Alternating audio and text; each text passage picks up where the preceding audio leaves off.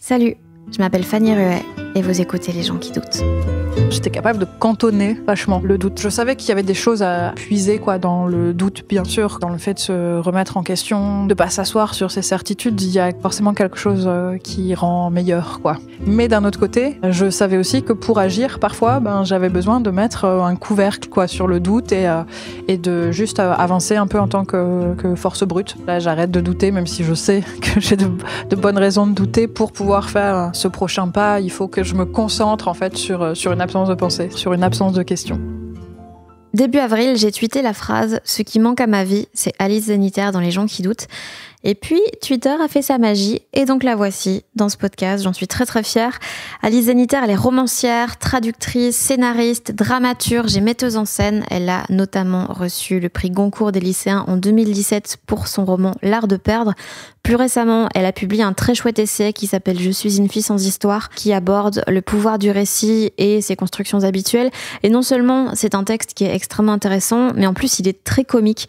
Et c'est comme elle, en fait, puisque dans une même conversation, elle peut à la fois donner l'impression d'avoir créé le concept même de pertinence et à la fois parler de Shakira et utiliser l'expression tranquillou bilou. Donc je l'aime beaucoup, je l'admire beaucoup et je suis très heureuse qu'on ait pu parler ensemble une tonne de choses, de ce qu'elle aime dans la fiction, de sa peur d'être une fraude, toujours aujourd'hui, de comment elle travaille, de ce contre quoi elle lutte dans son écriture et ce qu'au contraire elle s'acharne à faire, de l'importance du plaisir dans son métier. Elle m'explique aussi un jeu que je trouve horrible auquel elle jouait à Budapest avec un ami et elle me raconte la fois où elle s'est retrouvée dans une chambre d'hôtel glaciale à Gap à manger de la pizza froide en regardant American Pie 4 en français. Tous ces sujets abordés en faisant beaucoup de métaphores d'animaux et en prévoyant de construire une cathédrale.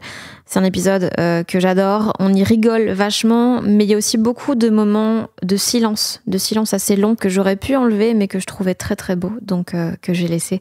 J'espère que ça vous plaira. En fait, moi, je suis partagée. Et c'est ça, je pense que c'est ça qui me fascine aussi dans mon rapport à la fiction et dans le rapport à la fiction en général. C'est que il y a un côté... j'ai envie, en fait, à la fois que la fiction, elle me renseigne sur le monde. J'ai envie de pouvoir trouver des choses qui me ressemblent et des cachettes faites à ma taille. Et d'un autre côté, j'ai envie que ça m'arrache à moi. J'ai envie que ça me montre du plus grand, du plus fou, du plus beau, du plus laid, mais du plus que ce qui m'entoure. Donc je demande à la fois à la fiction d'être toute petite et délicate et de savoir accompagner le quotidien, de savoir accompagner le délitement des pensées, le délitement du sujet qui fait que quand je dis moi, ça recouvre 50 choses différentes. En fait, il y a plus cette illusion d'un sorte de personnage qui se tiendrait debout avec une seule parole, une seule ligne de conduite. On est un peu tout fragmenté et je demande à la fiction de faire ça et en même temps je demande à la fiction d'être pleine de personnages de Shakespeare, les méchants de Shakespeare qui meurent en disant je ne regrette rien et si j'avais pu tuer 1000 personnes de plus je l'aurais fait. Tu sais, ça c'est génial, c'est génial cette grandiloquence, c'est génial cette démesure, et du coup je suis tout le temps entre les deux. Je suis tout le temps en train de me dire tiens comment faire ça ou ça et où trouver ça ou ça. Et c'est aussi pour ça que, je trouve ça merveilleux en fait qu'on ait des grandes bibliothèques. Y a pas, je peux pas en fait moi préconiser un truc. Je peux pas dire le roman devrait être comme ceci ou les séries devraient être comme cela parce qu'en fait moi j'ai besoin que la fiction elle m'apporte des trucs tellement différents que ça veut dire coexistence d'espèces qui se ressemblent aussi peu qu'un zèbre ressemble à un lémurien. Donc ouais. La fiction doit être très diverse. On est déjà sur les métaphores d'animaux. J'arrive pas à vivre sans. C'est vraiment, c'est ma boussole, quoi. J'ai cru comprendre. Je trouve que c'est la chose la plus parlante du monde. Tu vois, l'histoire avec des animaux dedans. Ouais. Est-ce que toi, dans ton écriture, des fois, t'écris quelque chose de très rationnel, de très proche du quotidien, et puis des fois, tu dis, tu sais quoi, fuck it, il va partir en mode drama le plus total. Genre en mode gros coup de théâtre. Est-ce que je fais ça? Écoute, j'aime bien. Je crois que j'aime bien ce truc.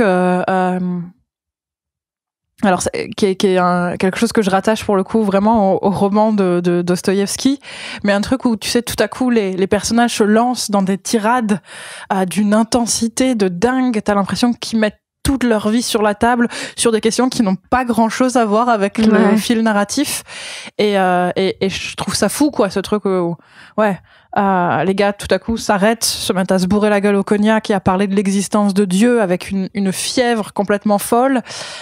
Et ça, c'est quelque chose que j'aime bien, de me dire oui, en effet. Enfin, finalement, c'est j'ai ce pouvoir quand je construis des scènes de me dire, au lieu de continuer à faire du thé, maintenant ce personnage va se lancer dans une diatribe complètement enfiévrée. Après, mais je l'enlève. Mais bien sûr, ça m'arrive assez souvent de tuer tous mes personnages en 2 phrases. Quand je me retrouve engluée dans quelque chose, bien sûr, tu peux le faire, tu sais, et ça me rappelle ce pouvoir. Et tout à coup, tu sais, un immeuble leur tombe dessus et ils sont tous écrasés et ils meurent. Et c'est horrible, j'ai l'impression que tu les tues pour de vrai. Et ça me rappelle que, en fait, j'ai envie de pas les tuer. Ouais. Le fait de faire ça, de me dire non, je suis pas coincée avec mes personnages en fait. Si je me suis engagée là-dedans, c'est parce que j'ai envie de le faire. C'est parce que notre existence commune, elle m'intéresse encore. Et le fait de les tuer me rappelle cette liberté et m'aide à continuer à les faire vivre. Mais j'ai un peu honte tout le temps quand je fais ça. C'est un peu j'ai un peu l'impression, tu sais, d'être une sorte de psychopathe qui met le feu à une fourmilière, ou genre les personnages de John Fante qui tuent des crabes sur les plages de Californie avec des bâtons comme des fous furieux. C'était Bandini. Non, c'était pas Bandini. C'est lequel qui fait ça? Je crois que c'est Bandini. C'est Bandini. Ouais. Quel petit zinzin. Mais tu sais que j'écoutais les épisodes de Bookmakers que t'as fait, et à un moment tu parles du fait qu'il y a des personnages que tu construis dans un but purement utilitaire, et j'étais comme mais elle est pas sympa de dire ça d'eux, mais parce que il y a un truc de comme s'ils existaient avant que tu les aies créés, donc le fait que tu dises ça c'est pas sympa, mais alors que en vrai ils auraient pas existé si t'avais, et donc je ressentais des choses vraiment très contradictoires. Et donc voilà. Après, j'en parlais parce que je parlais du fait que certains qui arrivent pour des raisons utilitaires, en fait, prennent une place qu'ils devraient pas avoir. Et notamment donc dans l'art de perdre, le personnage de Youssef Tadjer, qui était vraiment là parce que j'avais besoin d'un gamin plus vieux que mon protagoniste Hamid.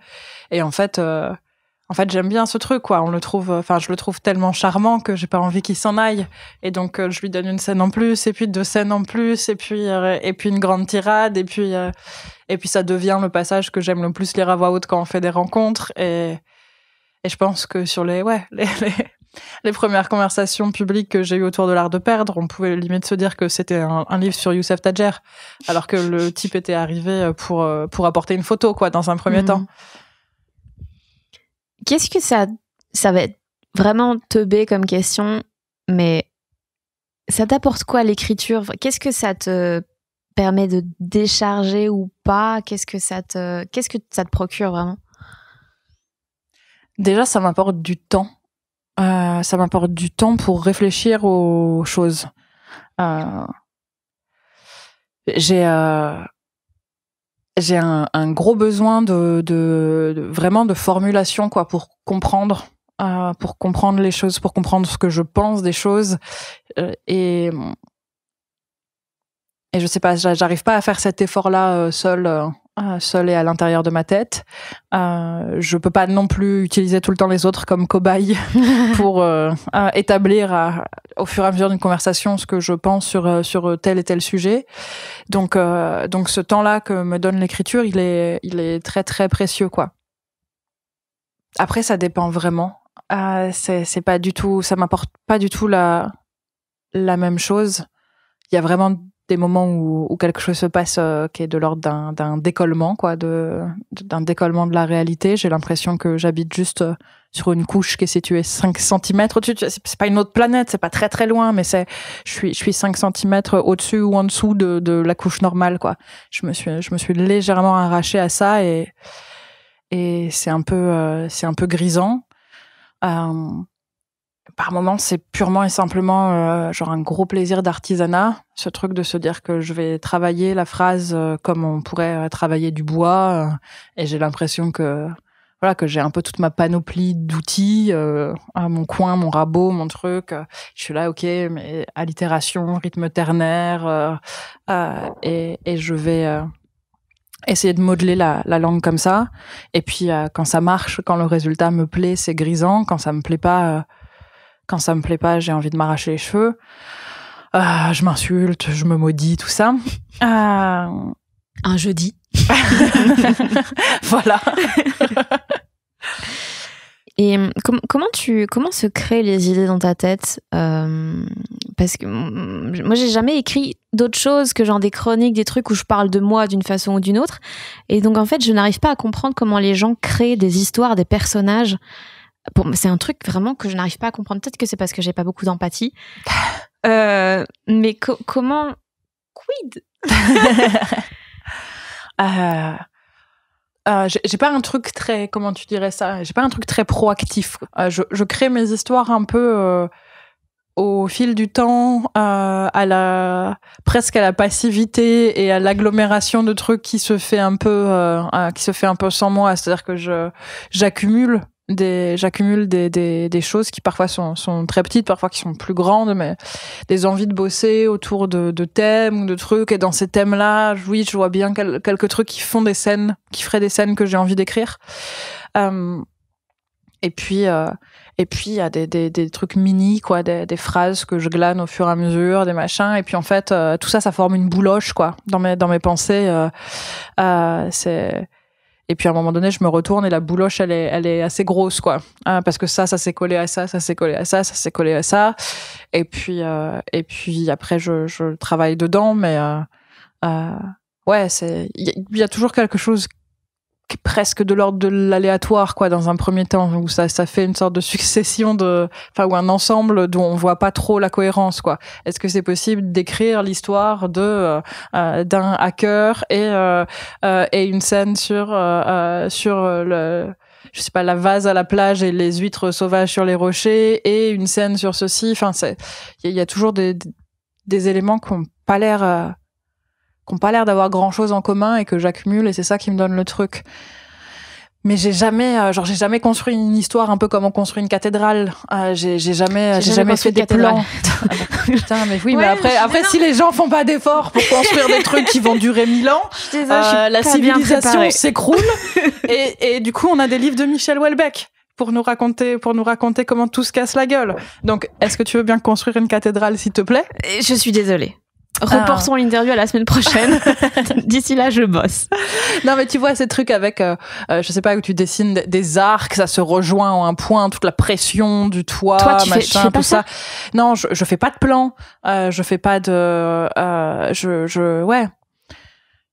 Je me lance un petit peu à la barbare, quoi. Genre, j'ai pris un sac plastique pour faire une luge et on va voir jusqu'où va la pente.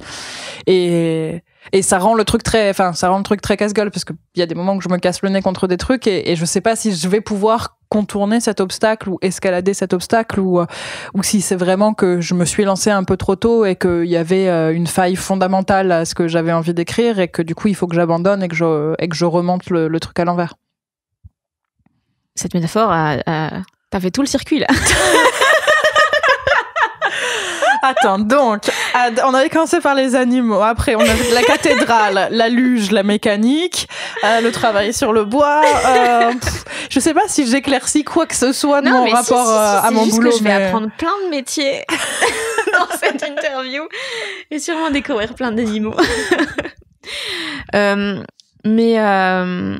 Du coup, t'as aucune construction, t'as juste genre par exemple pour l'art de perdre, t'avais cette idée de 3 récits, mais tu savais pas plus. Non. Et ça t'angoisse pas d'avancer, genre avec juste une petite lampe torche dans une énorme... Là, c'est moi qui pars en métaphore. Et donc maintenant, la spéléologie. Allez, allons-y. Donc ça t'angoisse, mais tu le fais quand même. Ouais. Parce que je crois aussi très très fort à la question du désir-plaisir, c'est-à-dire au fait que je trouve un plaisir à écrire parce que j'ai le désir d'écrire quelque chose, et le désir d'écrire quelque chose, il est aussi un peu situé dans le temps, quoi. J'ai envie d'écrire quelque chose maintenant. Si je continue à voir comment ça peut s'agencer au milieu d'autres scènes et d'un autre déroulé, etc., je prends le risque que le désir d'écrire cette scène, le désir d'écrire ce passage, même ce paragraphe, il s'éteigne, et que en fait finalement je sais pas, 3 mois, 6 mois plus tard, j'écrive le truc un peu contrainte et forcée parce que je sais que ça se loge ici et pas ailleurs, et que j'y perde un plaisir fou, et moi je saurais pas, enfin je pourrais pas continuer à écrire si c'était pas quelque chose qui m'apportait du plaisir. Je vois, tu sais, je vois le sérieux qu'acquièrent et la reconnaissance, quoi, qu'acquièrent tous ceux qui disent qu'ils écrivent dans la souffrance. Et du coup, ça va avec toute cette rhétorique, tu sais, presque d'être traversé par un talent divin, mais qui te brûle au moment où il te traverse, mais tu dois le faire parce que il y a quelque chose de l'ordre de l'élection, de l'exceptionnalité, de ta plume, de machin, tout ça. Et moi, il y a vraiment un truc, enfin, si je kiffais pas ce que je faisais, je le ferais pas. Enfin, écrire dans la douleur, ça me paraît complètement con, quoi. C'est comme si je disais tous les matins, je vais me taper un marteau sur le pouce, et c'est comme ça que j'occupe mes journées. Mais si c'était ma seule manière de gagner ma vie et de faire bouillir la marmite, d'accord. Mais je vois pas l'intérêt, quoi. Sinon, à passer une vie de souffrance. Donc, ce truc du désir-plaisir. Donc oui, il y a des scènes que je commence à écrire en fait dès que j'ai envie de les écrire, et tant pis si elles sont rattachées à rien. Parfois il faut que je les coupe. En fait c'est ça le truc qui me pend au nez, quoi. C'est que des choses dont j'étais très contente au moment de la fabrication, dans l'économie globale du truc, ça rentre pas. Et ça veut dire il faut faire son deuil de ces passages-là, et tant pis si t'as passé 16 heures à bouger une virgule dans la phrase de fin, avec le sentiment que ça y est, c'était ton chef-d'œuvre de paragraphe. Ouais. Et t'arrives à faire ce petit deuil de certains passages que t'aimais bien? En vrai, parfois je triche, je les remets dans le livre d'après. Ah ouais? Ouais. Bravo. Parce que franchement, c'est solide. Je garde un truc, tu sais, j'ai un fichier cimetière de paragraphes, et dedans il y a les bouts coupés comme ça. Et ce truc, il va faire 400 pages. Non, pas tant, parce que vraiment, en fait, je les réutilise assez souvent. Okay. Donc en fait, ils disparaissent, tu vois, une fois que je les ai réutilisés dans un livre, je les coupe du fichier cimetière. Mais ça marche, enfin, j'en ai décalé plus d'un, quoi. Genre le premier livre de ma vie d'adulte, pour le coup, donc était Jusque dans nos bras, il y avait un moment où donc Jusque dans nos bras, qui se passe entièrement entre Paris et la Normandie à l'heure actuelle. Il y avait un moment où mes 2 personnages partaient vivre à Budapest, puisque je l'ai écrit quand je vivais moi-même à Budapest. Et mon éditrice de l'époque, Véronique Ovaldé, m'a dit non mais c'est pas, enfin pardon, mais tu sais, on ne comprend pas. Ils sont là, ils sont en train de se débattre avec des histoires de mariage blanc, de racisme en France, etc. Puis tout à coup, il y a une description des tramways et des ponts de Budapest. Je crois que c'est pas à la bonne place. Et c'est elle qui m'a d'ailleurs conseillé de le garder, qui m'a appris ce travail. Qui a construit le cimetière. Exactement, elle me dit mais je te dis pas de les jeter, tu les mets dans un fichier, tu verras plus tard. Et ben résultat, 3 ans plus tard, je publiais un livre qui se passait entièrement à Budapest, et du coup j'avais réutilisé toutes mes descriptions de tramway, tu vois, et de ponts. Donc voilà, il y a pas mal de choses comme ça qui se suivent et qui se décalent, quoi, jusque dans le livre suivant. Comment Est-ce que tu bosses dès le départ avec un éditeur, une éditrice qui t'aiguille, ou est-ce que tu fais tout un peu dans ta tête et puis après tu fais relire pour genre peaufiner, avoir des indications et tout, ou est-ce que ça se fait vraiment en symbiose comme ça? Un peu les deux. C'est-à-dire que depuis en fait depuis que j'ai commencé à travailler avec Alix Penant à Flammarion, et que ça marche entre nous, et que je sais à quel point ces retours m'aident, j'ai tendance à demander ces retours le plus tôt possible. D'abord, il y a un temps de simple conversation, où je lui dis par exemple, tiens, j'ai envie de faire ça, je suis en train de penser à faire ça, et où elle peut me dire tiens, genre c'est intéressant, est-ce que t'as lu ça, est-ce que voilà, mais ça reste très flou, quoi. C'est pas j'ai jamais fait de travaux de commande purement et simplement, par exemple, et j'ai pas envie, du coup, comme je te disais, que je construis pas aussi beaucoup mes livres avant de commencer à les écrire. Je peux pas non plus, en fait, présenter quelque chose, demander aux gens de me préacheter un livre sur la présentation. Peut-être. Voilà. Si j'essaye de faire ça, voilà, je suis la meuf qui, dans un pitch, dit donc ça se passe sur une île, ce sera à propos d'un auteur mort et j'ai une grande scène avec une boule à facettes. Et les gens disent mais enfin pourquoi la boule à facettes? Et mais parce que c'est vraiment la scène que j'ai envie d'écrire. Il y a quelque chose de très très beau dans la manière dont les lumières de boule à facettes passent sur les visages des gens complètement déterrés, qui n'ont plus du tout envie d'être là à la soirée. Et je trouve qu'on devrait pas laisser ça au cinéma. Je veux que la littérature le reprenne aussi, quoi. Et les gens disent c'est très bien, mais ça fait pas un livre. En fait, ce n'est pas du tout un livre. Et je comprends. Ils ont raison. Au stade où je peux pas demander aux gens de dire faites-moi un contrat pour cette grande idée de reprendre les scènes des boules à facettes au cinéma. Donc voilà, c'est une conversation qui est plutôt floue que j'ai avec Alix. C'est jamais un engagement. Je suis même tout le temps en train de repréciser, genre tu sais, si ça marche pas, j'abandonnerai le truc, je ferai un autre livre. Et puis j'écris une V1 qui pour le coup est complètement dans mon coin. Là, j'échange plus avec elle pendant que je suis en train de construire ça, ou très peu. Donc pendant plusieurs mois, ouais. Tu t'enterres en Normandie, t'écris. En Bretagne. En Bretagne, ouais. Pour moi, c'est le côté de la France. Je sais pas où sont les départements. Dans le Grand Ouest. Disons que je vais dans le Grand Ouest et j'écris. Et t'écris, et comment tu sais qu'une idée est bonne ou qu'elle va t'amuser assez longtemps pour en faire un roman? Ben, c'est un peu ça, en fait, la deuxième question est la réponse à la première. Mais comment tu peux le savoir, ça? En fait, moi, je suis obligée d'abord de laisser passer un peu de temps. C'est-à-dire que une idée, je vais la laisser décanter pour voir si elle tient. Une fois que l'euphorie est partie, qu'est-ce qui reste? C'est ça, c'est que tu peux pas. C'est un peu comme les discussions bourrées. Quand tu dis avec des potes, genre bien sûr qu'on va aller escalader à Fontainebleau demain à 10h et qu'on y passera la journée, et ce sera merveilleux de faire du bloc. Et puis le lendemain, en fait, tu te réveilles avec une gueule de bois et tu te dis mais c'était complètement con. Sur le moment, bien sûr, c'était l'idée la plus joyeuse qu'on ait eue, etc. Mais comment on a pu penser que par moment, voilà, j'ai des idées dont je me dis c'est absolument merveilleux. J'ai envie de parler de ça. Souvent, ça m'arrive lorsque je suis plongée dans un champ qui est pas le mien, tu vois, que je découvre un nouveau domaine, un nouveau métier avec le vocabulaire qui va avec, des gestes qui sont pas du tout ceux que j'ai pu observer dans ma vie quotidienne. Et je me dis c'est fou, il faudrait décrire ça, etc.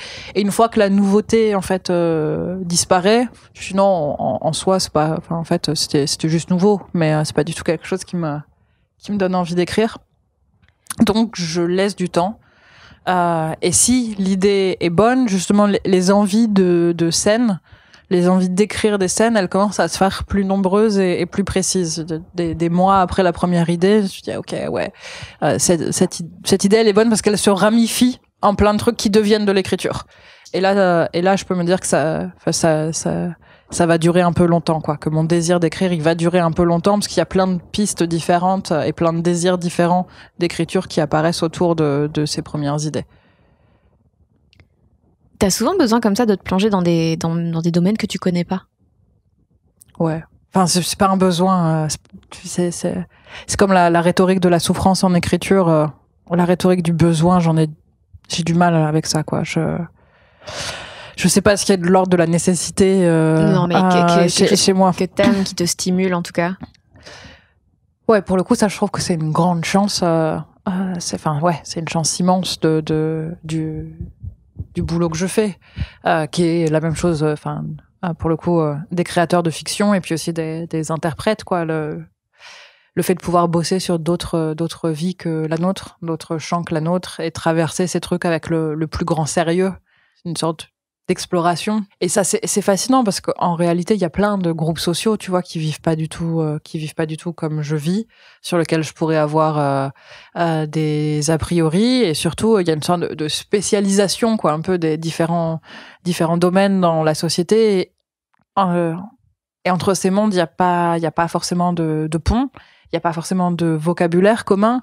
Peut-être même que il y a pas de perspective sur le monde qui soit commune. Peut-être que les manières de voir le monde sont tout à fait différentes d'un groupe à un autre, et du coup c'est assez fou, quoi, de pouvoir passer entre tous et se dire, ah oui, d'accord, dans ce groupe il y a ceci, cela, et accumuler, quoi, accumuler les a priori philosophiques qui font de ce groupe, le vocabulaire, les gestes, toutes les données sensorielles. Enfin, ça, c'est un truc que je remarque pas mal depuis que j'écris. J'ai un très mauvais odorat, et donc en fait, je suis obligée de rajouter les données odorifères, si ça existe, ensuite. Ah oui? Parce qu'après, c'est pas du tout ma manière d'aborder le monde passe très peu par mon nez, et du coup, c'est toujours une couche qui vient après. C'est un peu de la tricherie aussi, parce qu'en fait, je sais jamais comment sentent les trucs, mais je me dis, ça manque. Donc je repasse, et je dis, non, ça sentait. Non. Mais genre, t'inventes à moitié ou tu demandes un peu.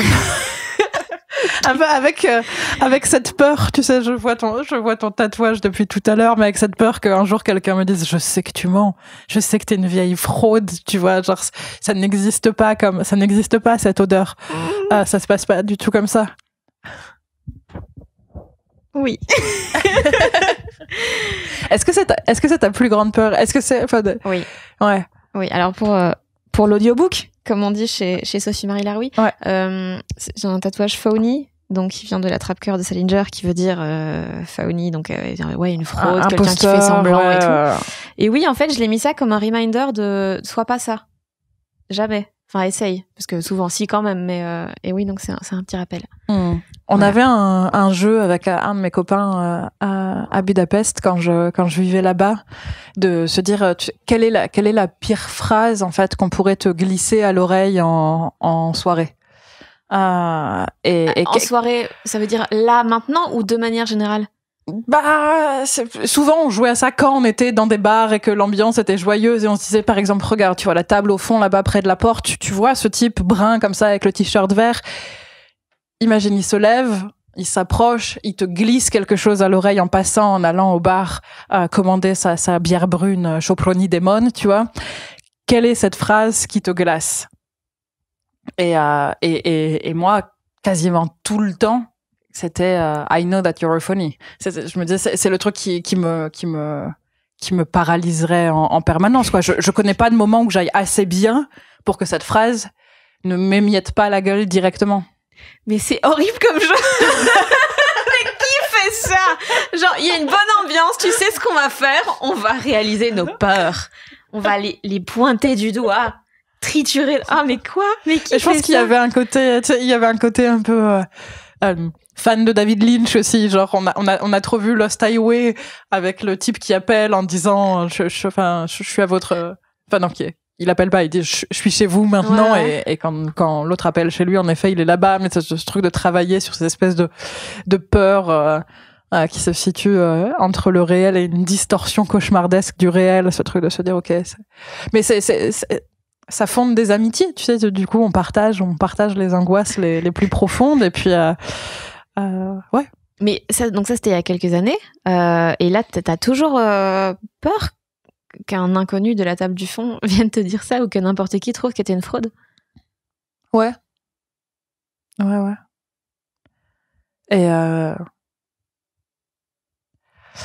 Et que je bosse pas assez. Ça c'est ça va ensemble, quoi.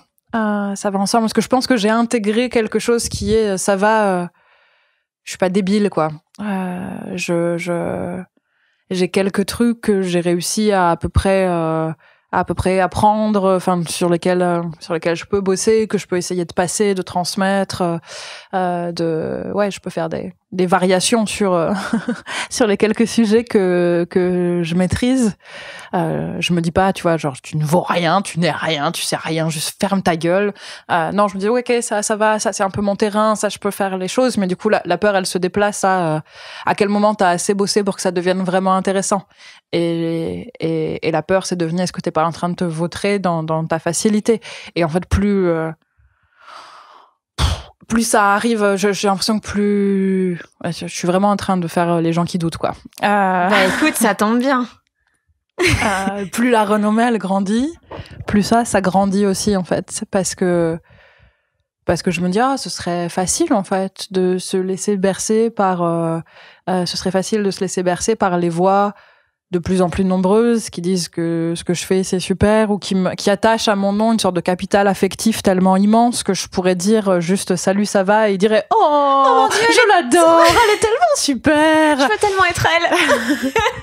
Et à l'inverse, ça renforce la peur. À l'inverse, les voix méchantes, elles se multiplient aussi, et c'est dur de jamais les écouter. Donc quand t'entends plusieurs fois par jour des trucs comme, enfin, tu vois, genre, à quoi elle sert, tu vois, cette meuf sert à rien, j'en peux plus d'écouter ces conneries, etc. Et tu te dis mince, est-ce que en fait, parce que les gens qui m'aiment bien m'ont trop répété qu'ils avaient envie de m'entendre, et en fait du coup j'ai pas bossé, j'ai débarqué trop vite, j'ai dit une connerie, ceci est une généralité, merde, et en fait peut-être que j'ennuie tout le monde, voilà. Ce serait quoi la facilité? Genre là, si du jour au lendemain tu disais, tu sais quoi, j'en ai marre, je vais juste être genre paresseuse et faire le moins possible, mais que ça plaise quand même aux gens, il se passerait quoi? Je fais l'art de perdre 2, tu vois. Genre, je me dis... Les 3 générations suivantes. Ouais, non, là, ça devient chose que du coup, il faut que j'écrive dans le futur. Et là, serait chiant, mais... Et là, c'est plus une facilité, en fait. Là, ça devient un travail que j'ai jamais fait et tout. C'est un défi, c'est marrant. Non, mais la facilité, ouais, je fais quelque chose que je sais déjà que je peux faire, et je sais déjà que ça plaît, et je prends le moins de risques possible. Tourne toujours autour des mêmes thèmes, je reprends des mêmes, tu sais, des mêmes silhouettes de personnages, et je les colorie de façon différente, mais je vois bien quoi, à qui les gens s'attachent, à qui ils aiment moins, tout ça. Donc je pourrais faire quelque chose, ouais, par rapport à ça, et je pourrais, j'ai bien vu aussi que je pourrais passer ma vie à parler de l'Algérie, et que je pourrais en faire mon fonds de commerce, quoi. Ça durerait un peu. Ouais, je sais pas combien de temps ça durerait, mais ça pourrait durer, tu vois. J'aurais pu faire ça 10 ans, je pense, tranquillou bilou. Je n'ai pas dit ça. Je me disais que cette expression va avec vraiment, tu vois, la flemmardise totale. Même l'expression elle-même est naze de flemmardise. Mais au moment de le dire, je me suis dit, est-ce qu'on entend le second degré du truc? Et j'aime pas avoir fait ça. Je pense que c'est la première fois que tranquillou bilou a été utilisé dans une conversation sur l'Algérie. En tout cas.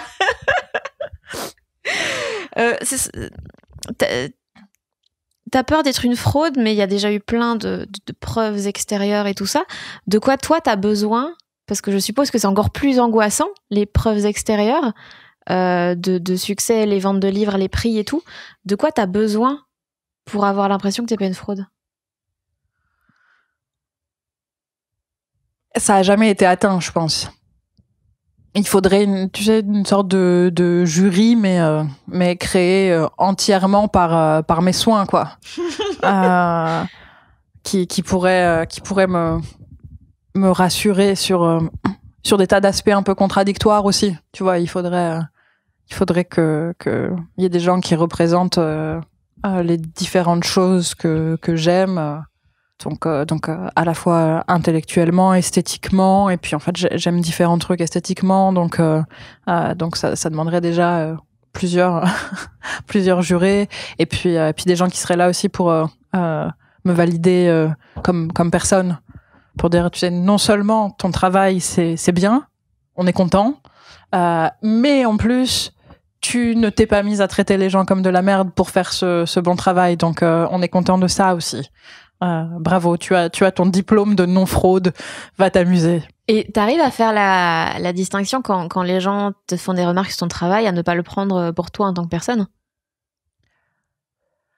Ouais, parce que, alors oui, quand il n'y a pas de procès d'intention. Ça, c'est vraiment le truc qui est hyper chiant, qui est tu sais, qui est une zone grise de la critique, c'est que tu bascules très rapidement dans une critique sur mon boulot, c'est un truc. Après, la manière dont c'est interprété comme étant non mais en fait ce que Alice Zeniter a voulu faire là, c'est dire gna gna gna, et là tu fais non mais non, Non.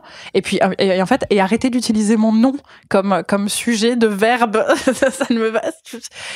Vous me transformez en personnage. En fait, enfin, ça m'atteint beaucoup. Je pense que ça m'atteint moins d'être un complément d'objet direct dans une phrase comme j'ai envie de frapper Alice Zeniter que d'être le sujet d'une phrase que je trouve complètement fausse comme Alice Zeniter essaye de nous montrer pas du tout quoi, pas du tout. Vous avez pas le droit quoi. Vous avez pas le droit de faire une critique qui se base sur ce que vous avez projeté sur moi et qui est pas du tout moi, et en fait et rendez-moi cette marionnette que vous avez construite qui porte mon nom et 2-3 vêtements et vaguement ma coupe de cheveux, et les gens vont vraiment croire que c'est moi alors que c'est pas moi quoi. C'est votre marionnette. Donc ça c'est dur. Ça j'ai beau tu ravaler comme ça avec dignité le mal quoi que ça me fait. Je crois qu'avant la colère, c'est un truc ça fait mal quoi. Donc j'ai beau essayer de le cacher, de dire mais non, mais la critique ça m'atteint pas, tout ça. En fait, sur mon taf ça va, et même sur mon taf je peux trouver ça hyper intéressant.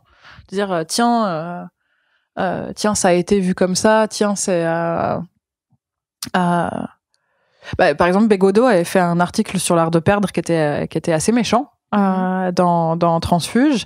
Et la première partie, moi, je la trouvais géniale parce qu'en fait, j'avais l'impression qu'il m'apprenait des trucs sur mon taf et sur ma manière d'écrire et sur certaines figures de style que j'avais multipliées. Et pour moi, c'était pas un travail conscient.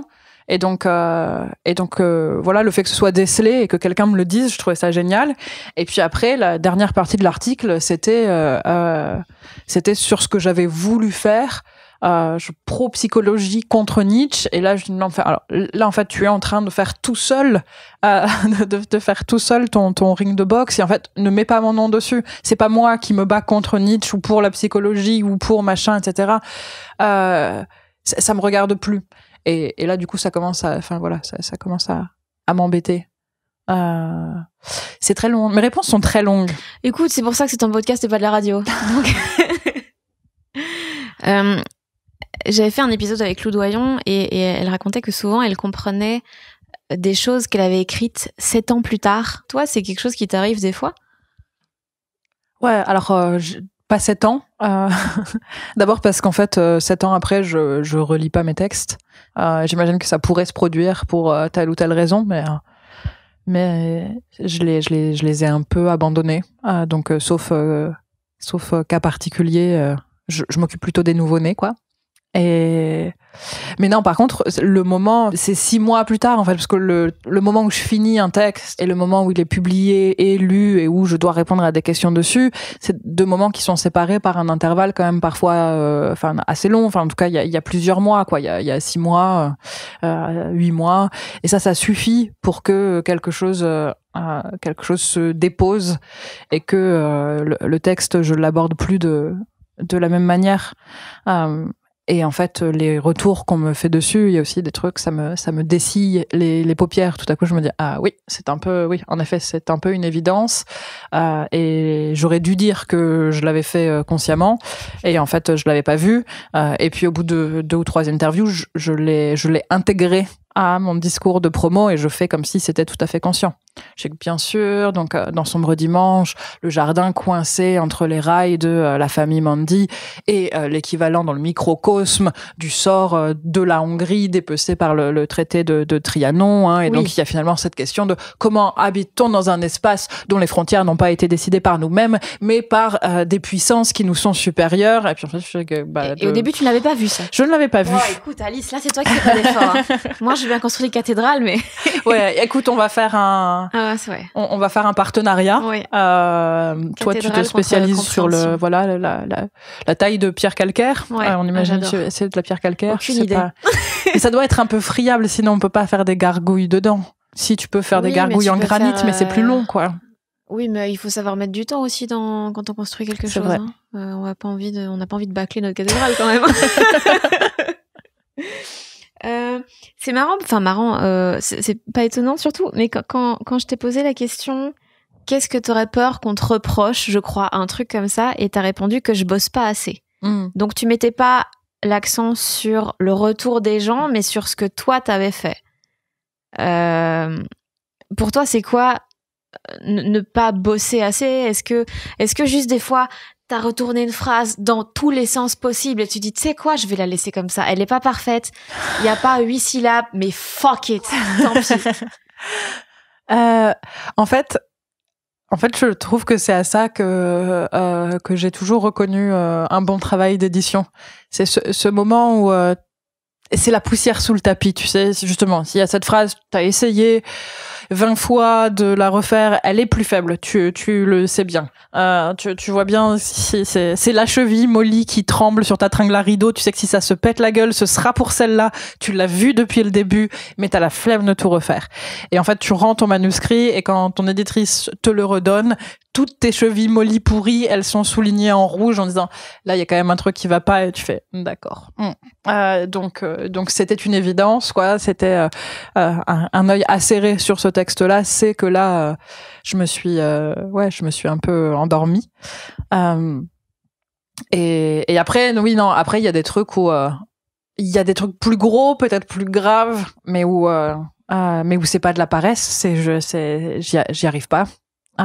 J'y arrive pas. Et là, c'est très difficile pour moi de déterminer à quel moment justement je peux dire je crois que j'ai vraiment vraiment fait le tour, que j'ai atteint les limites du stock d'écriture qui était disponible. Soit j'ai vraiment besoin de ce paragraphe pour je sais pas quoi, des sortes de raisons d'information, de choses qui doivent se passer, etc. Et donc je le garde dans cet état très très faible. Soit je fais tout sauter, mais il y a pas moyen que je m'en sorte, quoi. Et ça, faut vraiment que je passe du temps dessus pour être capable de m'absoudre moi-même, de me dire non, j'ai vraiment tout tenté. Contre quoi tu luttes dans ton écriture? Plein de choses, je pense. Le fait que j'ai intégré un certain nombre de clichés et de ce qu'on appelle aussi colocation en linguistique, donc un mot qui vient avec un autre, quoi, un peu comme Laurel et Hardy, tu vois. Silence assourdissant. Ouais. Les éclats de rire qui fusent, tu vois, tout ça, c'est genre des trucs qui viennent ensemble, quoi. C'est pas toi qui les as inventés du tout. Et donc évidemment mon langage est chargé de ça. Il est chargé de dérèglements de la langue aussi qui appartiennent à un certain temps, de notre société, à la fois dans les trucs d'argot, tu vois, qui moi ont marqué mon langage, mais aussi dans le fait que j'ai intégré tout un vocabulaire néolibéral, par exemple. Et donc il faut tout le temps que je réfléchisse à ça, quoi. Il y a vraiment, je fais des relectures de manuscrits qui sont consacrées que à ça. Je suis vraiment en mode, en mode par exemple, et un mode exemple de choses qui m'appartiennent pas du tout, qui sont des marqueurs de mon époque. Et pour toi, ça, il faut tout gommer pour que ce soit le plus intemporel possible? Non. Il faut se poser la question de est-ce que je veux que ce soit là ou est-ce que c'est arrivé là malgré moi. Donc il y a ce temps à la loupe comme ça de me dire est-ce que ça c'est vraiment ça que je veux dire? Est-ce que ça s'est glissé ici pour d'autres raisons? Est-ce que qu'est-ce qui a été un automatisme? Et parfois dans les automatismes il y a aussi il y a des choses marrantes, quoi. Il y a des automatismes qui sont pour le coup complètement maladroits et qui peuvent donner des choses bien, mais il y a pour moi c'est pas possible de faire l'abstraction de cette réflexion sur le langage. Évidemment, quoi, il y a toujours une question du doute de qu'est-ce que tu communiques dès que tu commences à utiliser la langue. Qu'est-ce que tu crois que tu communiques? Qu'est-ce que tu veux communiquer? Qu'est-ce qui passe pour de vrai? Qu'est-ce que tu es capable de voir qu'est-ce que tu crois qui passe pour de vrai, etc. Donc il y a un peu ce temps de dissection. Après, je lutte contre des trucs beaucoup plus beaucoup plus débile. Mais genre j'ai beaucoup de mal à écrire des scènes d'action. Il y a un peu un truc, je sais pas, je me laisse embarquer par une sorte d'enthousiasme de spectatrice et très rapidement mes personnages se retrouvent à avoir 3 bras, tu vois, parce que je me dis dans une scène d'action il faut qu'il se passe 1000 trucs et je commence à voir le monde comme un dessin animé, donc tu sais les gens courent trop vite, font trop de choses à la fois, passent comme des tornades, dépassent la falaise et continuent à courir et tout ça, et là je ok, enfin tout ça, ça me demande beaucoup de temps, quoi, de reprendre ça, et je suis nullissime en scène de sexe. Là, il y a le magazine Cosette qui m'a demandé il y a pas longtemps, il me disait voilà, on voudrait faire un hors-série avec des nouvelles érotiques, on voudrait relancer la dignité du genre, on a demandé à plein d'autrices de faire ça, mais juste je vais vous couler en fait. C'est hyper sympa et tout ça, mais mes résultats sont pitoyables, quoi. Je m'oblige à des sortes d'exercices et d'ateliers personnels de scènes de sexe dans mon coin pour essayer de m'améliorer, mais ça fait 20 ans, ça ne marche pas. Ouais. Voilà. Ça fait donc partie des choses contre lesquelles je lutte quand j'écris. Ton premier roman, tu l'as écrit, t'avais genre 16 ans.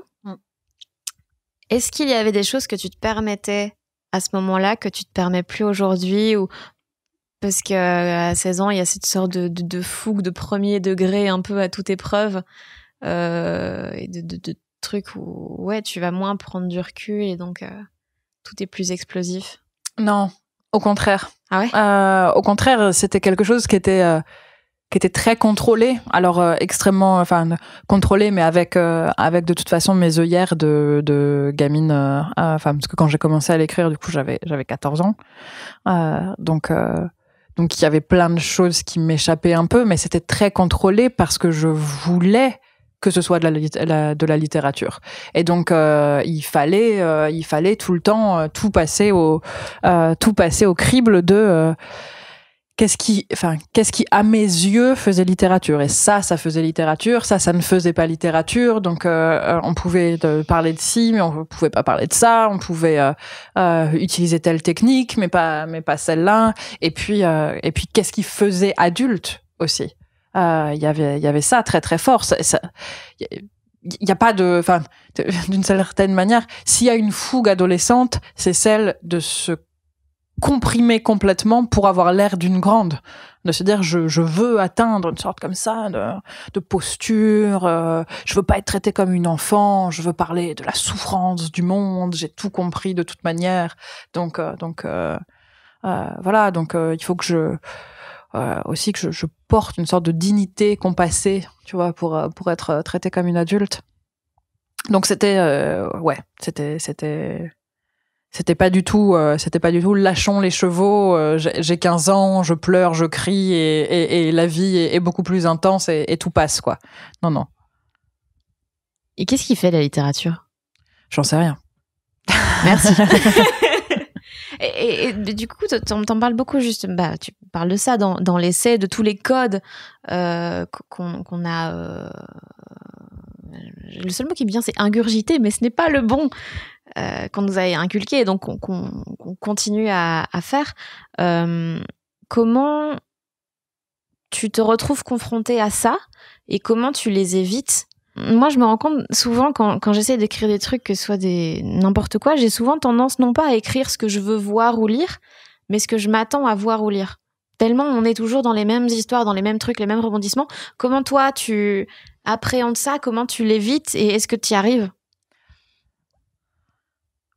Je pense que c'est quelque chose qui est de plus en plus conscient chez moi depuis quelques années, mais au départ je fais la même chose que toi, c'est-à-dire que j'écris des choses qui viennent de ma pratique de lectrice ou de spectatrice, et donc il y a quelque chose finalement d'assez attendu, quoi.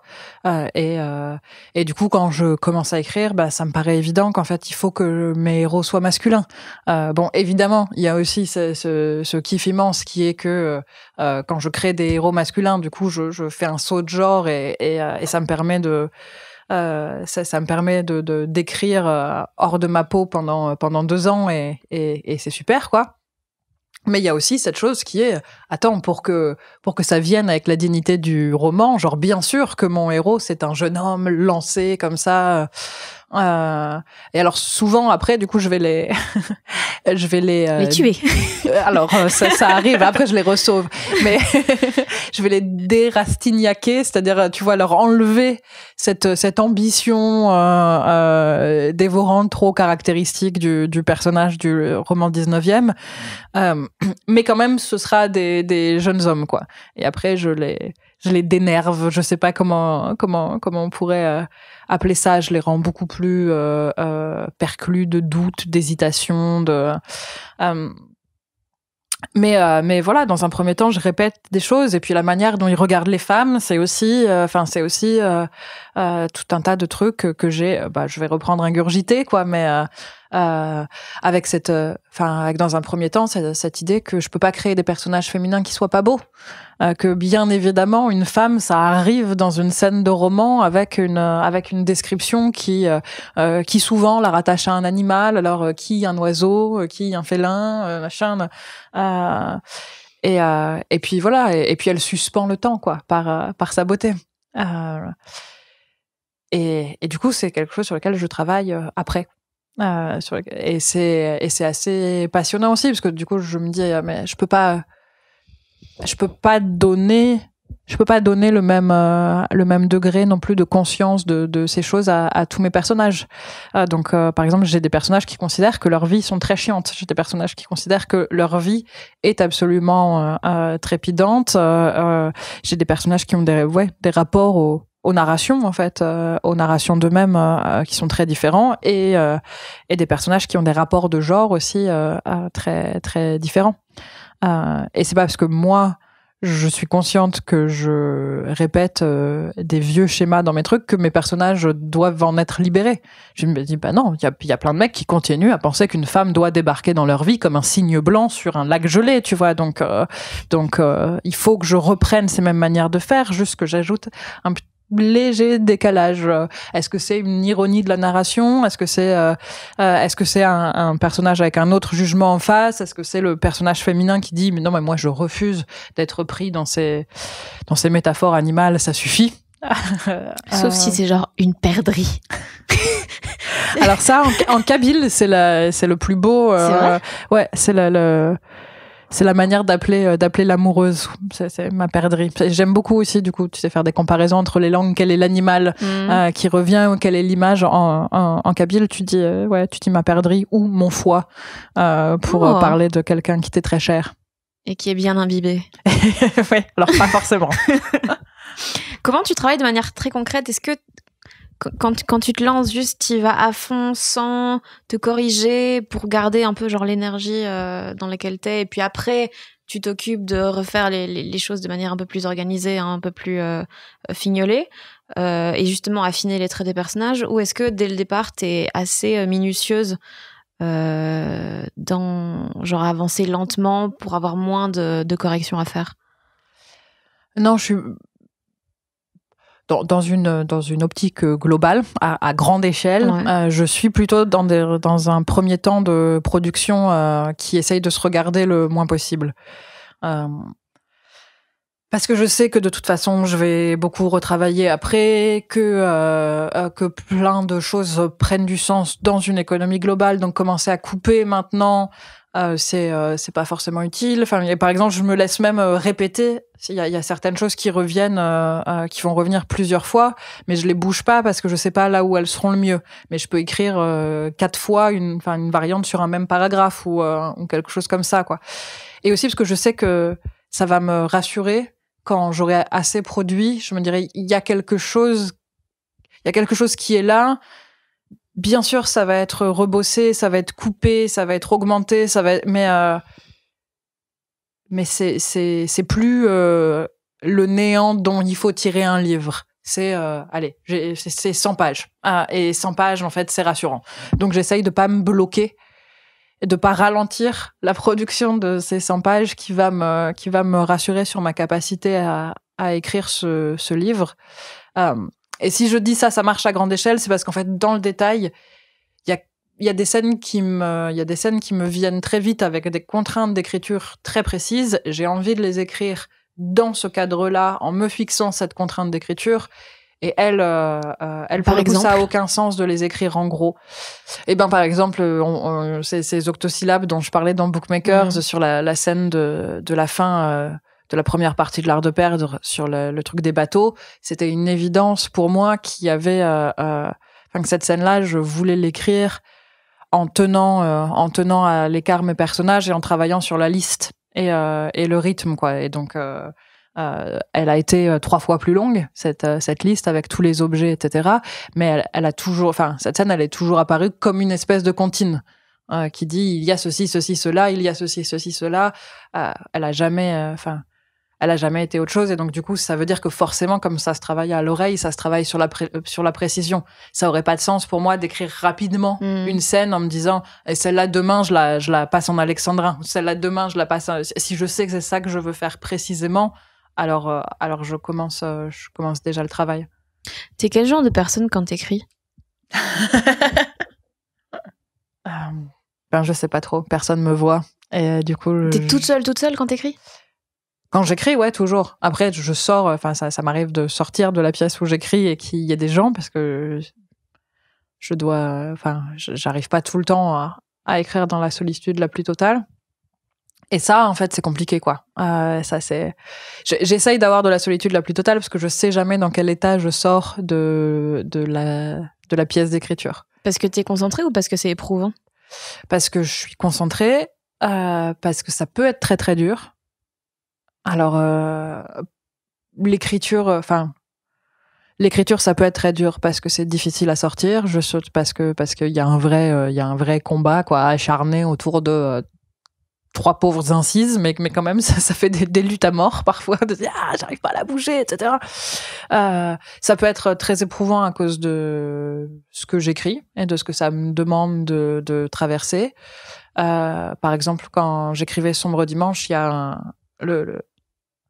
donc ceci est un spoiler pour ceux qui ne l'ont pas lu, mais il y a une lettre du grand-père qui apparaît assez tard dans le roman et où il raconte un massacre en fait, auquel il a participé pendant la Seconde Guerre mondiale. Et le temps de la documentation était extrêmement compliqué et le temps de l'écriture aussi l'a été, quoi. C'est-à-dire comment je crée un type qui a participé à la Shoah sous une forme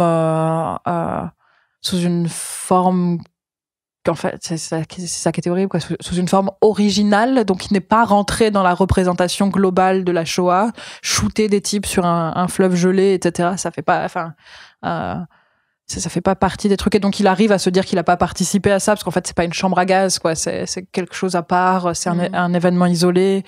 Comment il parle de ça, tout en me disant que, en plus, j'essayais d'inventer un langage qui soit, qui à la base devait être du hongrois, mais j'écrivais en français, donc il fallait que j'essaye de garder une trace de ça, quoi, de cette langue qui est pas la mienne, mais qui est censée préexister à celle dans laquelle j'écrivais. Donc là, pour le coup, il y avait vraiment une sorte de mise dans un corps dans lequel j'avais pas envie d'être, quoi. J'essayais de me dire, ok, pense en hongrois comme un vieux mec qui a participé à ça, et du coup, quand le mec avec qui j'étais à l'époque rentrait de ses répétitions où il avait joué avec son groupe de jazz, sans penser à la Shoah, lui, ça arrive. J'étais dans un état, une sorte de lamentable de l'humanité n'a aucun sens. Et lui disait si on allait au restaurant, je disais mais pourquoi se nourrir, tu vois? Est-ce qu'on ne devrait pas tous s'éteindre plutôt de manière globale? Tiens, je tombe sur le tapis.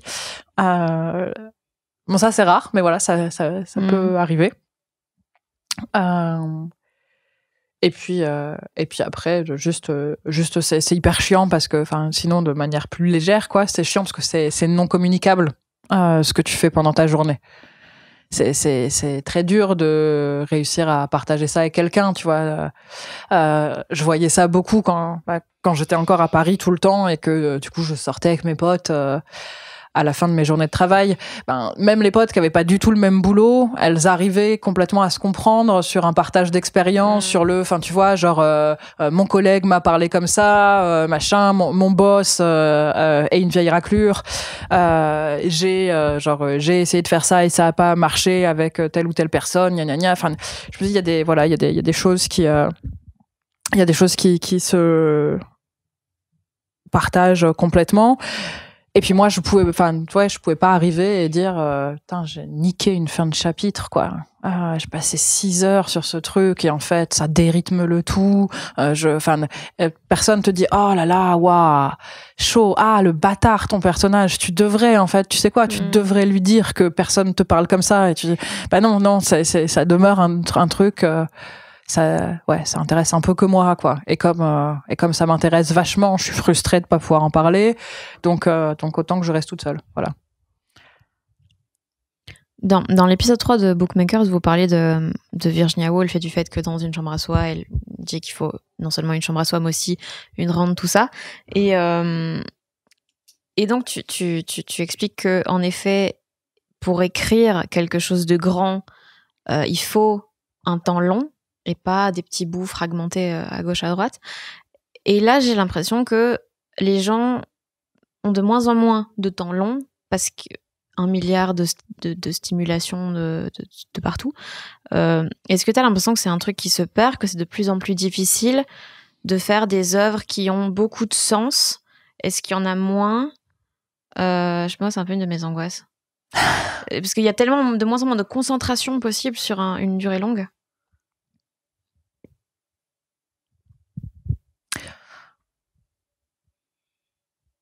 Ouais, je pense que c'est un peu compliqué. En effet, en ce moment, de trouver du temps, de trouver une justification assez solide pour soi-même et pour les autres. Justification au fait de se donner ce temps-là. Quand ça concerne une œuvre artistique, c'est encore plus compliqué. Tu vois, j'ose me dire que je sais pas, que si tu passes 10 ans à bosser sur un vaccin ou sur une technologie ou sur machin, cette représentation du fait que ça prend du temps, qu'il faut tâtonner, tout ça, et puis l'idée que c'est très important, et puis l'idée aussi que ça va générer plein de thunes, font que c'est accepté dans d'autres domaines, mais peut-être que c'est moi qui les fantasme, quoi. Le truc de je vais prendre 10 ans pour faire un livre, c'est vrai que dans la jeune génération, je vois pas qui fait ça, quoi. Moi, je suis une immense fan de Franzen, qui prend des 6-8 ans pour faire des livres, et chaque fois, je me dis, tiens,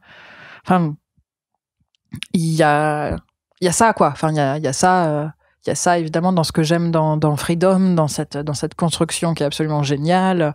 Même Puritique, j'aime moins, quoi, à cette construction qui est formidable. Et de me dire, ouais, mais le gars passe 8 ans, 10 ans sur ses livres. C'est probablement pas atteignable si on essaye de tout compresser. Mais ouais. Mais je sais pas comment on fait ça, et d'autant moins que moi j'ai toujours été une touche à tout, et que en fait le fait qu'on me propose des choses que j'arrive pas à refuser parce que tout m'intéresse, et toutes les variations autour de l'écriture m'intéressent, et la nouveauté, et apprendre en fait des choses m'intéresse beaucoup. Ça bousille un peu mon temps long. Mais t'arriveras à être concentré sur un projet pendant 6, 8, 10 ans? Je sais pas. Je sais même pas. J'ai hyper envie d'essayer, mais ça fait 10 ans que je dis que je vais prendre, ça fait 10 ans que je dis que je vais prendre 5 ans pour faire le prochain truc sur lequel je travaille. Et en réalité, arrive à un moment une sorte d'épuisement de l'envie qui fait que il faut que je m'en débarrasse. Je me dis, je peux plus, en fait. C'est-à-dire soit que t'abandonnes l'idée, soit que t'y ailles, mais à un moment prendre une décision, c'est ça que tu veux dire? Ouais. C'est la fameuse citation de Cioran de un livre est pas terminé quand vous l'avez, je sais plus exactement quoi, quand vous l'avez raffiné jusqu'à la perfection. Un livre est terminé quand vous savez que vous préférerez brûler le manuscrit plutôt que de bouger la moindre virgule. Bon ce moment-là, il est toujours arrivé assez vite. chez moi. C'est-à-dire que je fais 2 ou 3 ans, et puis il y a un truc de je peux plus le voir en peinture, quoi. Donc évidemment, je me pose la question de si je prenais un vrai break, si je prenais vraiment une année, quoi. Je me disais, ok, très bien, je fais 2 ou 3 ans, après je fais une année où j'en sais rien, j'apprends la planche à voile, je me lance dans le maraîchage, je n'écris pas et surtout je ne touche plus à ce texte-là. Est-ce que je suis capable de passer l'épuisement pour retrouver j'allais dire une deuxième vague, mais en ce moment c'est un second souffle en fait. Est-ce que ça arrive? Et je peux pas savoir en fait avant de l'avoir fait. C'est des trucs, je suis obligée. Enfin, je suis mon seul cobaye parce que c'est parce que ça marche sur les autres que ça marche sur moi. Donc c'est ça aussi. C'est un peu chiant parce que du coup, j'ai que un cobaye, quoi. Et donc le cobaye, il peut pas faire toutes les expériences à la fois. Il y en a plein que je suis obligée de pas faire parce que ouais. Bref, c'est encore une image animalière, quoi. Du coup, tout le monde voit un petit rat de laboratoire qui à la fois doit courir dans un labyrinthe, se faire injecter des trucs et puis tenter des nourritures, enfin voilà, tout en reconnaissant des images pour voir s'il a de la mémoire. Ouais. Je peux pas tout faire, quoi.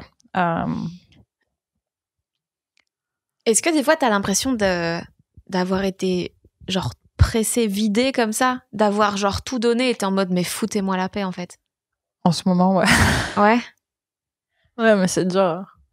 Cette putain de pandémie, c'est compliqué. Ouais. Et je pense qu'il y a quelque chose, de toute façon, qui est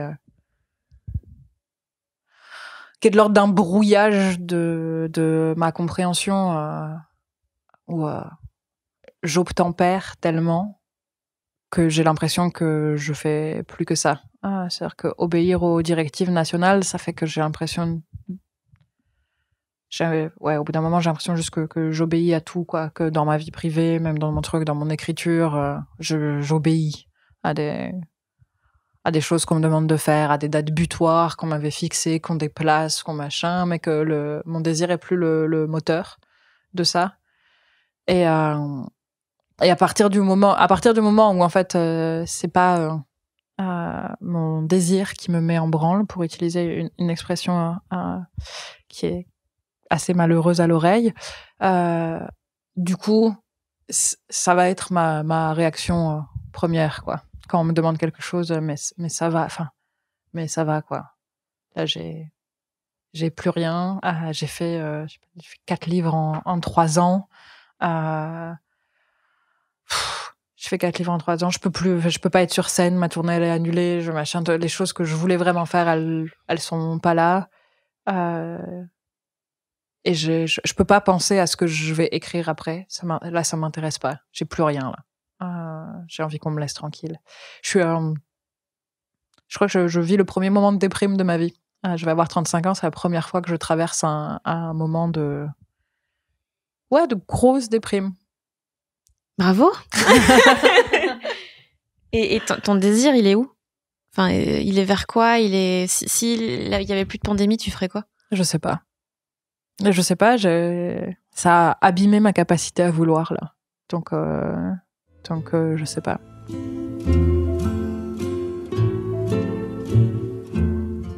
Comment tu hiérarchises Moi, quand j'écris des blagues pour la scène, il y a 4 trucs que je prends en considération. C'est est-ce que c'est drôle? Est-ce que c'est intelligent? Est-ce que c'est beau? Et est-ce que c'est original? Il y a 4 piliers comme ça. Okay. Toi, est-ce qu'il y a des choses que tu hiérarchises ou que tu choisis à certains moments? Comment tu organises ça? Ou est-ce que tu y réfléchis pas du tout? Non. Je pense que c'est un peu... c'est un peu plus compliqué que ça pour moi. Je me trouve pas forcément apte, tu sais, à juger. Enfin, j'imagine que pour toi aussi, ça doit être une belle question de prise de tête, quoi. Mais comment tu juges si oui, c'est drôle, oui, c'est beau, et puis après, une fois que t'as dit bien sûr, t'es rassuré. J'adore. Et tu reviens pas dessus. Non, ce passage est beau. Et ce passage est hilarant. C'est bon, roule, tu vois, continue à écrire. Donc non, moi, je me pose un peu la question en termes de pourquoi? Genre, c'est quoi la raison d'être première de ce passage? Et en gros, c'est une sorte de, je veux que ça produise quoi comme effet, et qu'est-ce que j'ai mis comme moyen à disposition pour que ça atteigne ça, quoi. Et est-ce que je pense que ça marche ou que ça marche pas, ça devient plus compliqué, mais du coup, qu'est-ce que je veux produire comme effet, ils vont revenir un peu à tes questions. Est-ce que voilà, c'est un passage où j'ai envie que ce soit beau ou très laid, mais en tout cas j'ai envie qu'il y ait un rapport vraiment esthétique à ce que j'ai fait avec la langue sur ce passage-là. Est-ce que c'est plus quelque chose qui est de l'ordre de l'émotion? Est-ce que c'est un moment aussi, voilà, purement qui est une béquille du récit? Comment je la camoufle? C'est-à-dire une béquille du récit quand il faut que tu casses des infos et que ouais, quand t'as besoin de caser des infos ou de faire arriver très rapidement quelque chose, parce que t'as pas envie, en fait, comme je disais, que l'écriture, elle est vraiment liée pour moi aux questions de désir et de plaisir d'écrire. Il y a des trucs où je me dis non, là, j'ai pas envie, quoi. J'ai pas envie de faire toute la scène qui explique comment il en arrive là. Par contre, j'avais envie d'écrire le point A, j'ai très envie d'écrire le point C, mais il faut que je bazarde ce point B. Tout à coup. Ouais. Et les choses revinrent à la normale. Et donc, une fois sorti de ce faux pas.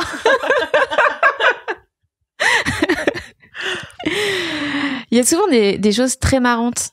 Est-ce que tu avais fini de répondre? Non, mais j'allais arriver au fait que le fait de est-ce que c'est drôle, ça fait aussi partie des questions que je me pose sur les trucs. Enfin, pourquoi ce passage? Parce que j'ai envie de faire rire le lecteur ou la lectrice. Voilà, qu'est-ce que j'ai utilisé pour faire ça? Est-ce que je pense que ça marche, etc., etc. Et donc, tu allais dire. Oui, il y a souvent des choses très marrantes dans ce que t'écris. J'ai découvert que je te l'ai fait répéter juste pour avoir le compliment. Mais je t'enverrai cette partie-là. Si tu veux une nouvelle sonnerie. Super. J'ai découvert que j'adorais les métalepses. Ouais. Écoute, je ne savais pas. C'est mon nouveau kink. Est-ce que c'est un truc que t'aimerais développer davantage, aller vers là? Est-ce que c'est ou c'est juste t'aimes bien mettre des petites touches dans ce que tu fais? Alors, j'aimerais développer davantage les métalepses ou l'humour? L'humour. Mais les métalepses, je suppose aussi. Ouais, les métalepses, la réponse est oui. Et l'humour... Attends, est-ce que tu peux peut-être, pour ne pas exclure les gens... Alors, les métalepses, c'est des contaminations ou des petits bonds, pour rester dans une optique un peu lapinou, métaphore animale, des petits bonds entre des niveaux de la fiction qui devraient pas coexister. Donc par exemple, c'est un personnage qui va essayer de s'en prendre à son auteur, c'est un narrateur qui était censé être un narrateur omniscient, donc qui n'intervient pas, mais qui tout à coup va se retrouver face au personnage en disant en fait c'est moi qui raconte l'histoire depuis le début. Voilà, ce genre de choses. Ou des notes de bas de page qui jugent le texte. Ou des notes de bas de page qui ne se contentent pas de se dérouler parallèlement au texte, mais qui font un petit dialogue. Ou dans La Rose pourpre du Caire de Woody Allen, un personnage qui sort de l'écran du film pour s'enfuir avec une spectatrice qui est là dans la salle. Voilà, donc c'est ça la métalepse, et c'est plein de magie. Et sur la question de est-ce que je voudrais développer davantage l'humour, je crois que je suis au max de mes capacités. Ah ouais? Non, j'en sais rien. C'est très dur, quoi. C'est très dur. C'est très...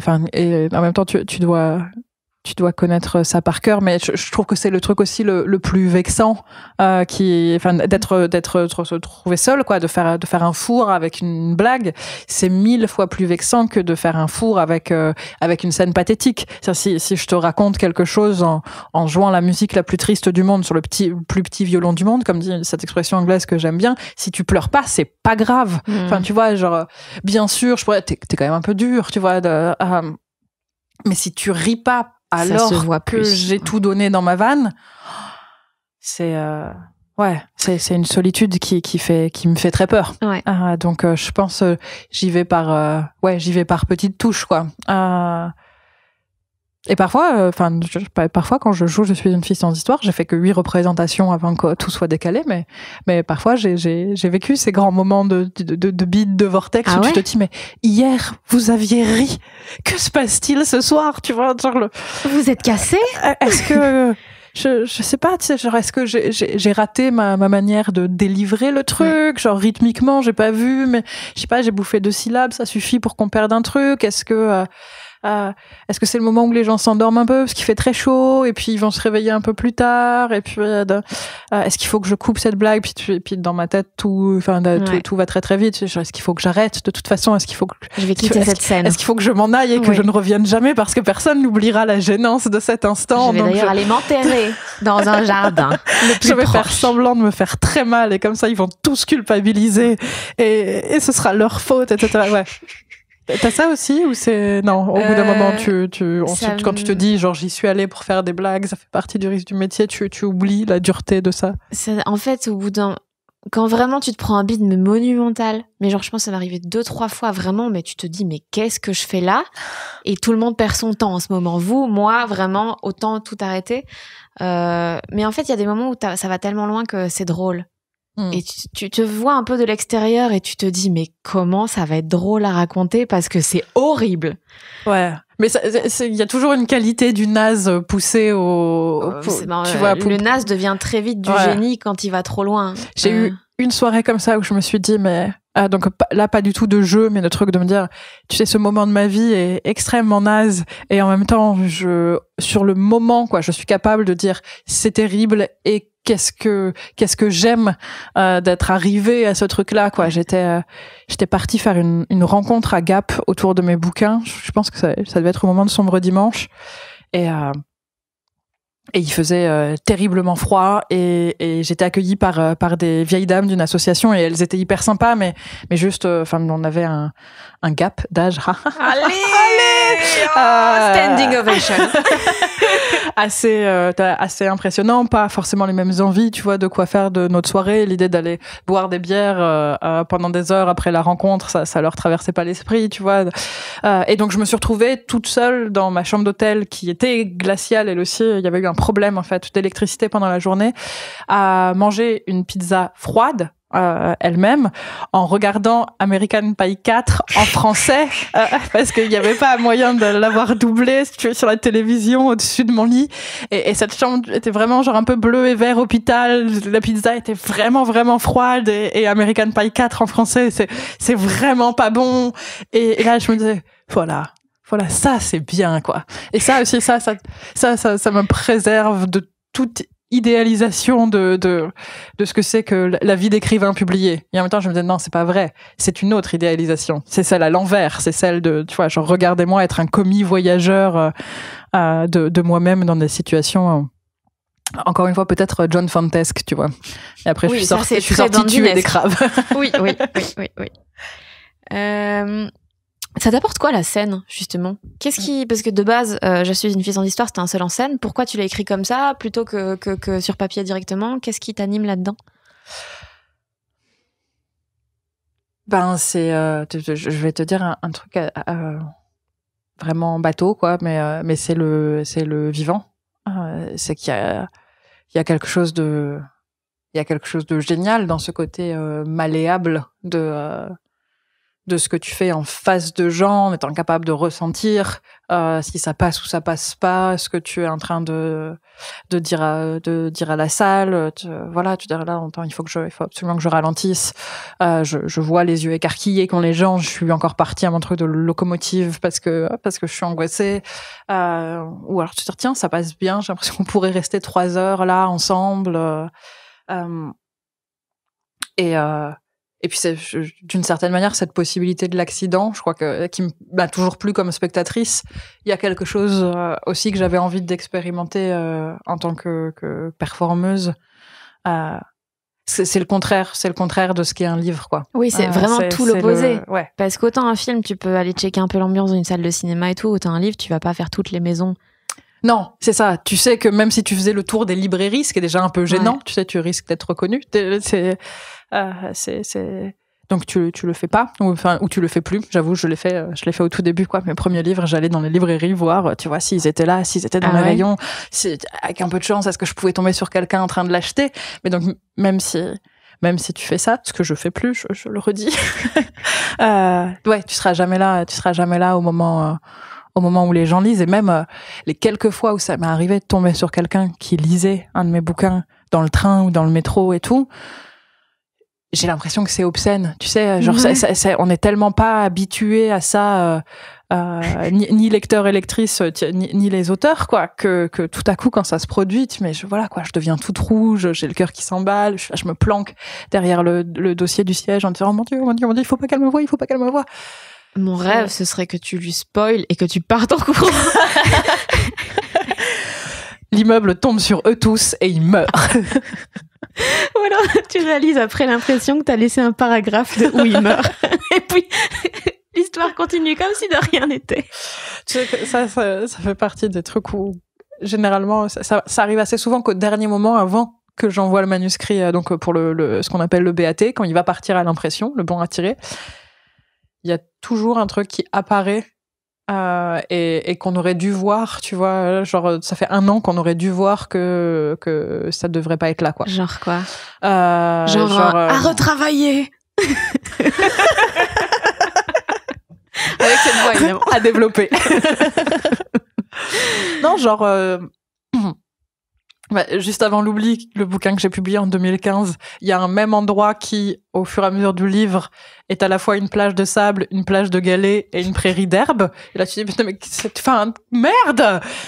C'est pas la casquette de Charles Bovary, tu vois. Genre, je suis pas en train d'essayer de créer un effet surréaliste. Donc, j'aurais dû, ou un lecteur ou une lectrice, tu vois, aurait pu voir que ça ne se tenait absolument pas. Dans L'Art de perdre, il y a eu une version magnifique où il y a 4 ans qui s'écoulent en 1 an. Et donc tout à coup genre tous les gamins sont 4 classes au-dessus, mais en fait il s'est passé que 1 an. Et là tu dis oh là là, alors là ça va piquer, quoi. Là si je le laisse, là c'est une évidence que quelqu'un va s'en apercevoir dans les premiers mois et que je vais recevoir une lettre enflammée de vous foutez de la gueule de la chronologie. Oui. Non, en vrai les lecteurs, c'est un livre, c'est tellement un truc, on se dit mais ça a dû passer par 1 milliard d'étapes qu'on croira d'office que c'est un effet ou une volonté. Je me suis demandé si je le reprenais en le magicalisant, tu vois, en me dire vas-y, en plus comme ma première personne intervient dans L'Art de perdre en disant voilà un peu c'est moi qui raconte, quoi. Je me dis je peux le faire. Je peux mettre mon moi de narratrice disant que j'ai distorsion, juste parce que j'étais saoule. Je veux. Qu'est-ce que tu vas faire? C'est moi qui raconte. Drop the mic and go, tu vois. Mais non, j'ai tout repris et j'ai changé mes scènes et tout ça pour que la chronologie redevienne. Ouais. Mais il subsiste, voilà, c'est ça, cette espèce de peur comme ça de oh là là, peut-être quelque chose est passé sous le radar d'extrêmement honteux. Voilà. Après, c'est généralement des détails, mais on a plein de lettres de plainte, tu sais. Ils disent quoi? Vous serez sans doute ravis d'apprendre que on ne dit pas des pattes pour un cheval parce que c'est un animal noble, un cheval a des jambes. Oui. Merci de bien vouloir corriger page 332. Tu vois, tout ce genre de choses. Oui, alors, comme les premiers téléphones sont arrivés en telle année, c'est quand même un petit peu étonnant qu'ils aient un téléphone dans leur appartement HLM. Et tu dis, alors je sais, en fait, du coup, ça fait partie des recherches que je fais parce que ça me foutrait mal de mettre des objets qui n'ont pas encore été inventés là. Donc de dire oui, là j'ai vraiment, vu le pourcentage de foyers français qui étaient en effet dotés d'un téléphone privé, je sais que j'ai un peu poussé ma chance, mais parce que j'en avais besoin pour créer une conversation. Donc voilà, je suis désolée si vous trouvez ça offensant, c'est un peu, tu vois, on se fait du service après-vente, quoi. Et les gens prennent le temps de t'envoyer des lettres pour ça? Ouais. Waouh, j'adorerais avoir leur temps. J'ai vécu aussi une très très belle rencontre j'étais avec Laurent Binet et Julia Carninon. Et il y a un monsieur qui, dans la salle, à la fin, au moment des questions, s'est levé parce qu'il avait fait une liste pour Laurent Binet des pages qu'il aurait dû couper dans la 7e fonction du langage. Et là, il y avait vraiment un côté, c'était quasi une performance artistique, tu sais, la page 17. la page 32, Oh waouh. la page 44, 45, 46, tout entre 221 et et au début on était un peu mort de rire, puis c'est devenu rapidement très long, puis ça a recommencé à être amusant, puis on me dit enfin c'est bon, en fait c'est pas très parlant. C'est pas très parlant pour les gens qui n'ont pas lu ce roman et en l'ayant appris par cœur, même Laurent sait pas forcément à quel passage ça fait référence exactement, parce qu'on c'est pas nous qui faisons les numérotations des pages, donc peut-être monsieur faites glisser le mot, faites-nous passer le mot, mais pas comme ça, quoi. Pas une... Et il a répondu quoi? Il boudait un peu, enfin, oui, c'est votre avis. Oh waouh. Ah putain, c'est dingue. Mais l'audace. L'audace des gens. Ouais, mais il y a quelque chose en moi qui admire ça, quoi. Totalement. Je pense que je rêve un peu d'aller à une rencontre maintenant ou peut-être je viendrai voir ton spectacle un jour, et à la fin je te dirai entre 2 minutes 31 et 2 minutes 37 tu coupes. Ouais. Et du coup tu me verrais éclairée par mon chronomètre dans la salle pendant tout le spectacle. Mais si tu veux, à la fin du spectacle tu montes sur scène et on débriefe ensemble. Fanny s'excuse, elle aurait dû couper le passage entre 14h42 et 14h45. C'est ça. Non. C'est quoi ton projet de film pour cet été? Ce que tu peux déjà dire. Je t'ai dit à quel point j'étais mauvaise en pitch. Oui. Mais du coup, c'est un long métrage de fiction que je réalise avec mon mec. Qui parle d'engagement. En fait, mais dans tous les sens du terme, ça fait engagement politique, engagement amoureux, engagement amical. En fait, la grosse question, c'est comment tu arrives à te projeter dans un avenir à plus ou moins long terme quand tout est incertain, voire menaçant. Et donc, c'est l'histoire d'un type qui est lancé dans une campagne électorale. Il est directeur d'une campagne électorale. On est en pleine canicule. Tu vois, l'avenir climatique est très incertain, l'avenir politique aussi. Et il reçoit un beau jour un test de grossesse positif anonyme. Or, il est possiblement porteur d'une maladie génétique qui s'appelle la chorée de Huntington et qui est incurable. Et donc, la question de cet avenir-là aussi, genre, est-ce qu'il a transmis la vie et la maladie ensemble par inadvertance, et à qui? Donc à partir de là, sa vie déraille, quoi, parce qu'il faut qu'il retrouve la personne qui lui a envoyé ce test. Et donc, tournage cet été ou... Tournage cet été, ouais. Ok. Puisqu'on a besoin d'un peu de canicule. Certes. Mais donc, vous réalisez ou vous avez écrit? On a écrit et on réalise. Ok. Ouais, dernière question.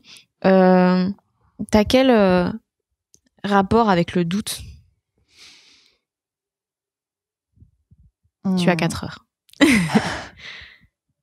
Je doute beaucoup, mais jusqu'à ce petit épisode de tristesse et de colère qui s'est abattu sur moi ces derniers mois, j'étais capable de cantonner vachement le doute, c'est-à-dire je savais qu'il y avait des choses à puiser, quoi, dans le doute, bien sûr, que dans le fait de se remettre en question, dans le fait de pas s'asseoir sur ses certitudes, il y a forcément quelque chose qui rend meilleur, quoi, qui affine sa manière de penser, et puis qui me permet de pas être une connasse détestable qui pense qu'elle a toujours raison.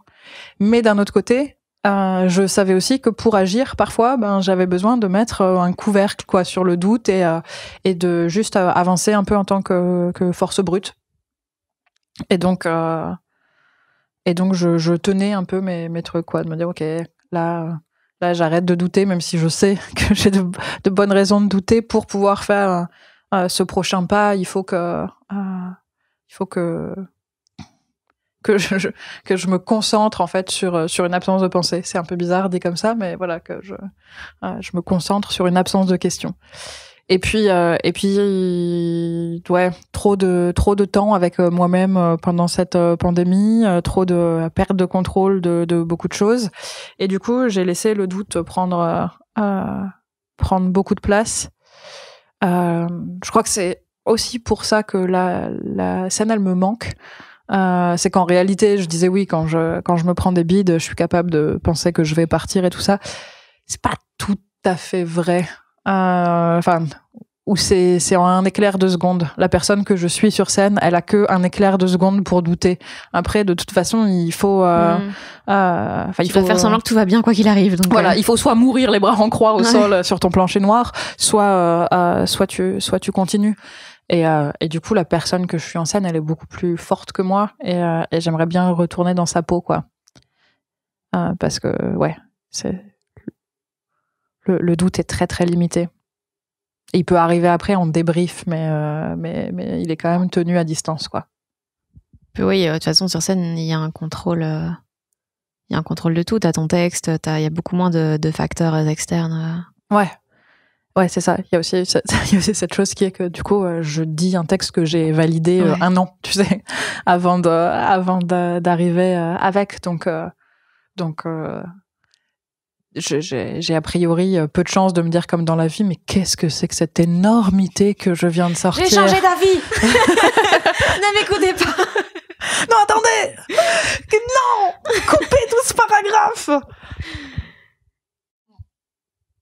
Bah merci Alice.